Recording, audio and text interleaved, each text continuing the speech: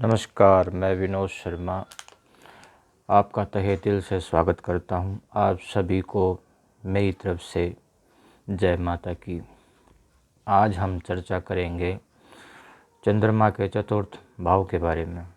यानी जिस किसी की कुंडली में चतुर्थ भाव में चंद्रमा है तो वो जातक के जीवन में किस किस तरह के प्रभाव देता है, ये हम इसका आज अध्ययन करेंगे। तो एक फ़लसफ़ा देख लीजिए। शुक्र सुख में क्यों तू न धन का करता, कदर दुखिया जाने हो आहें जो भरता। जिस इंसान की जन्म कुंडली में चतुर्थ भाव में चंद्र हो, ऐसा व्यक्ति बहुत भला होता है। चतुर्थ भाव जब चंद्रमा होगा, व्यक्ति के पास रुपए पैसों की कोई कमी ना होगी। ऐसे में रोजगार सही चलता है। जब चतुर्थ भाव में चंद्रमा मजबूत हो तो राहु केतु या फिर शनि अच्छा फल देते हैं। चतुर्थ चंद्र वाले की आंखें जितनी सुंदर होंगी, ऐसे में व्यक्ति उतना ही बुद्धिमान होगा। ऐसे व्यक्ति को किसी को भी परखने समझने की अद्भुत अक्षमता होती है। चतुर्थ भाव सुख का घर है। इससे माता का सुख, पानी, कुआं, तालाब, मन की शांति, सुकून देखते हैं। यानी जो पानी के नेचुरल सोर्स होते हैं, ज़मीन से निकलते हैं, वो भी हम चतुर्थ भाव से देखते हैं। मन की शांति भी, दिल की शांति भी चतुर्थ भाव से ही देखी जाती है। अगर ऐसा इंसान का पुश्तैनी काम कपड़े का हो या फिर कोई और काम वो जो पुश्तैनी चला आ रहा हो, तो वो उस काम को करता है अपनी माता के साथ में, तो ऐसे में जातक दिन दोगुनी रात चौगुनी तरक्की करता है। चतुर्थ भाव चंद्रमा वाला दयालु प्रवृत्ति का पाया जाता है। ऐसे व्यक्ति किसी को कुछ सुझाव, सीख या कहें कि अपनी राय, कंसल्टेंसी देने में माहिर होते हैं। चतुर्थ भाव चंद्र वाले को चाहिए कि वह किसी को किसी प्रकार का सुख दे, शांति दे, उसके बदले में उससे कुछ ना ले, अपना स्वार्थ ना देखे।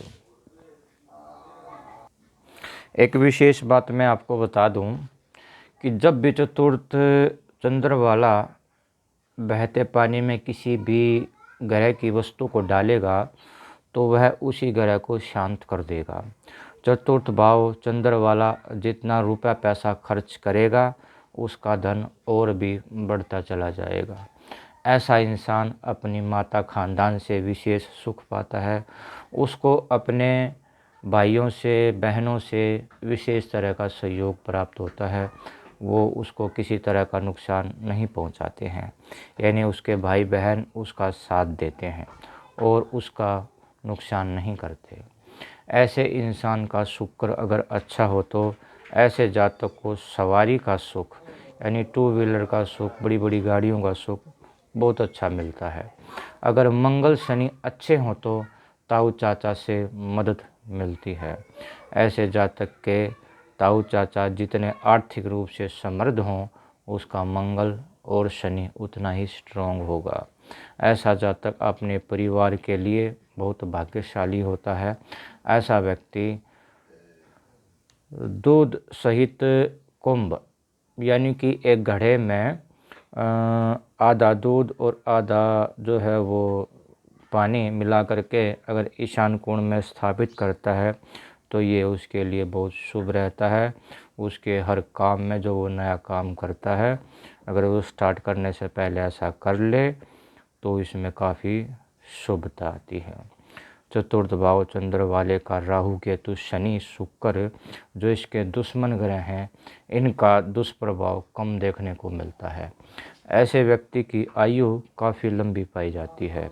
ऐसे व्यक्ति का जन्म अगर शुक्ल पक्ष में हो,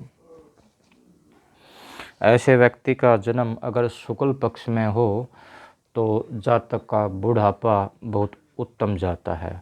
और कृष्ण पक्ष का जन्म हो तो ऐसे व्यक्ति के जवानी के दिन बहुत बढ़िया निकलते हैं। चतुर्थ चंद्र वाले की कुंडली में जब गुरु षष्ठ में हो, ऐसे व्यक्ति को अगर कोई अपनी बहुत बड़ी धनराशि या कुछ भी अपनी अमानत अगर दे के चला जाए तो वो वापस लेने के लिए अमूमन कभी भी नहीं आता।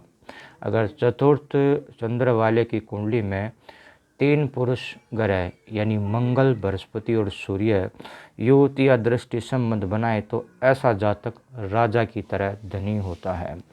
चतुर्थ चंद्र वाले की कुंडली में नवम दशम में शनि हो तो ऐसा जातक खानदानी रीति रिवाजों का पालन करने वाला होता है।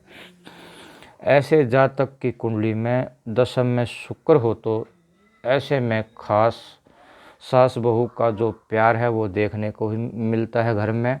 यानी जिस भी जातक की जन्म कुंडली में चतुर्थ में चंद्र हो और उसके सामने वाला अगर दशम पड़ता है उसमें शुक्र हो तो उसकी माता और जो वो बहू ब्याह के लाएगा उनमें माँ बेटी जैसा रिश्ता रहता है, वो आपस में बहुत प्यार से रहती हैं। ऐशो आराम की कोई कमी नहीं होती है ऐसे जातक के जीवन में। अगर चतुर्थ चंद्र वाले की कुंडली में दशम में बुध हो तो ऐसे जातक एक्सपोर्ट इंपोर्ट का अगर काम करता है, अगर वो ऐसा एक्सपोर्ट इंपोर्ट का काम करता है जो विशेष रूप से समुद्री जहाज़ों से होकर गुजरता हो या वो समुद्री यात्राएं करता हो ज़्यादा, अगर वो एक्सपोर्ट इंपोर्ट का भी काम करता हो किसी भी तरीके से तो उसमें उसको तो उस सफ़र में और उस काम में भी उसको बहुत ज़्यादा फ़ायदा होता है। इनकी कुंडली में दशम में राहु होगा तो ऐसे जातक को सिर में बहुत भयंकर चोट लगती है। जब भी राहु की दशा अंतर्दशा या प्रत्यंतर दशा आएगी चंद्रमा के साथ में तो जातक के सिर में बहुत भयंकर चोट लगने के योग बनते हैं। अतः ऐसे में चाहिए पहली बात अपना जो 2 व्हीलर है या जो गाड़ी है वो बहुत तेज़ गति से ना चलाएं और बहुत सोच समझ करके चलाएं और नशा करके तो अपनी गाड़ी बिल्कुल भी ना चलाएं। अतः आप अपने 2 व्हीलर या कार को बहुत सावधानी से चलाएं। दशम में मंगल हो तो ऐसा जातक सरकारी कामों में बहुत लाभ पाने वाला होता है। एक विशेष योग देखें, ऐसे जातक की कुंडली में दशम में गुरु होगा और चतुर्थ में चंद्र होगा तो ऐसे जातक को नेकी के बदले बुराई ही मिलती है। यानी नेकी कर और जूते खा। यानी देखिए इसका उल्टा भी थोड़ा आप देख सकते हैं। यानी कि चतुर्थ में गुरु हो और दशम में जो है वो चंद्र हो तो ऐसे ही प्रभाव वो भी देता है। तो जातक को किसी भी तरह का काम करने से पहले बहुत अच्छी तरह से सोच लेना चाहिए।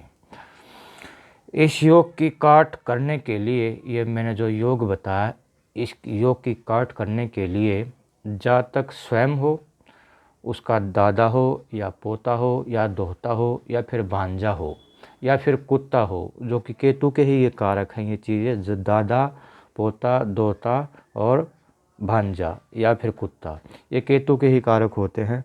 तो वो किसी भी धर्म स्थान में जाएं या किसी भी तीर्थ धार्मिक स्थान पर जा कर के हवन यज्ञ वगैरह कर सकते हैं और तो इसका जो दुष्प्रभाव है वो बहुत जल्दी समाप्त हो जाता है। चतुर्थ चंद्र वाले की कुंडली में पंचम में सूर्य हो और दूसरे या 9वें भाव में बृहस्पति हो, जो बृहस्पति का अपना पक्का घर है, तो ऐसा जातक राजाओं का राजा होता है। अगर आपका जन्म कृष्ण पक्ष का है तो यहाँ राहु केतु की खराबियाँ पैदा होंगी। इसके उपाय के लिए आप चंद्र की चीज़ें, दूध, चावल और इसमें थोड़ी सी आप चीनी मिला लीजिए या फिर डायरेक्ट आप खीर ले सकते हैं। तो इसको आप कंटिन्यू मंदिर में देते हैं या धार्मिक स्थान में देते हैं तो इसका आपको काफ़ी बेनिफिट मिलेगा और ये जो योग है वो काट हो जाएगा। देखिए चतुर्थ चंद्र खराबियाँ पैदा कर सकता है। पहली बात मैं आपको बता दूं कि वैदिक एस्ट्रोलॉजी में अनफा, सुनफा, दुरुधरा ये योग में चतुर्थ चंद्र वाला काफ़ी अच्छा रिजल्ट देता है। और इसका जो खराब परिणाम देखने को मिलता है वो मिलता है केम ध्रुम योग में। अगर चतुर्थ चंद्र से दूसरे और 12वें भाव में कोई ग्रह होगा, शुभ ग्रह होगा या इसके मित्र ग्रह होंगे, तो ये काफ़ी अच्छे रिजल्ट देता है। यहाँ पर जितना भी चंद्र की जो पावर है वो कम होगी या किसी मित्र ग्रह का साथ नहीं पा रहा होगा और ये उतना ही डाउन चला जाएगा। तो ऐसे में क्या होगा? तो ऐसे में जातक का अपने मन पर कोई कंट्रोल नहीं रह पाता। पहली बात जो इसका दुष्प्रभाव देखने को मिलेगा वो मिलेगा घर की शांति भंग होगी। ऐसा जातक बहुत उत्पात मचाने वाला होगा, बहुत जो उसका अपने मन पर कंट्रोल नहीं रहेगा तो वो एक जगह किसी भी काम में अपने आप को कॉन्सन्ट्रेट या एकाग्र नहीं कर पाता। और देखिए इससे एक और ख़राबी पैदा होने के योग बहुत ज़्यादा जल्दी बनते हैं। तो ऐसे जातक जो है वो, मैंने इस पर काफ़ी शोध किया इस चीज़ पर, यानी कि चतुर्थ भाव वाले का अगर चंद्र, देखिए चतुर्थ भाव में अगर चंद्र हो और इसका नेगेटिव प्रभाव जो इसके दुश्मन ग्रह हैं वो होते हैं शुक्र, राहु, केतु और शनि, यानी इनका नेगेटिव असर इस पर पड़ रहा हो तो ऐसा जातक अमूमन, मैंने इस चीज़ पर रिसर्च की है, तो ऐसा जातक अमूमन गलत नशे वगैरह करता है, नशे वगैरह करता है, जैसे चरस, अफीम, गांजा, शराब, सिगरेट, दारू, बीड़ी, सिगरेट वगैरह, ये बहुत इनमें ऐसा जातक बहुत देखने को मिलता है। अतः हमको चाहिए कि अपने चंद्र को हम हर हाल में स्ट्रॉन्ग करें। देखिए एस्ट्रोलॉजी में 2 से 3 ग्रहों पर बहुत ज़्यादा जोर दिया जाता है, सूर्य पर, चंद्र पर, शनि पर। ये 3 ग्रह ऐसे हैं जिन एस्ट्रोलॉजी में, और बुध पर ख़ास तौर से सबसे पहले हमको जन्मपत्री में बुध देखना चाहिए। बुध भी चंद्र का एक तरह से ये लगा लो कि दुश्मन ही है। अगर बुध का नेगेटिव असर चंद्र के ऊपर पड़ जाए, बुध खराब हो रहा हो जन्मपत्री में, इवन चतुर्थ भाव में चंद्र हो, अगर बुध खराब हो रहा हो यानी बुध अष्टम में चला जाए, नवम में चला जाए, नवम में जाने के बाद तो जो ये बुध है वो जातक को काफ़ी होशियार, तेज, चालाक, चतुर चालाक बना देता है, मतलबी बना देता है।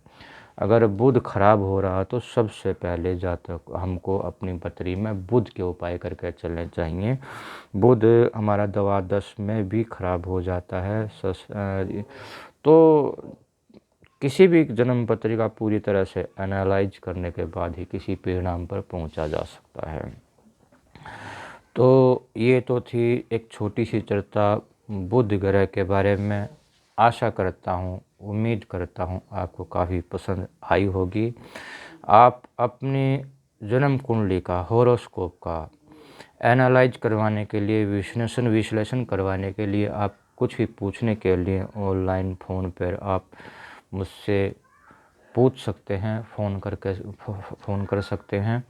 और जो है वो इसमें प्लीज़ आप मेरे चैनल को सब्सक्राइब कीजिए, लाइक कीजिए, शेयर कीजिए।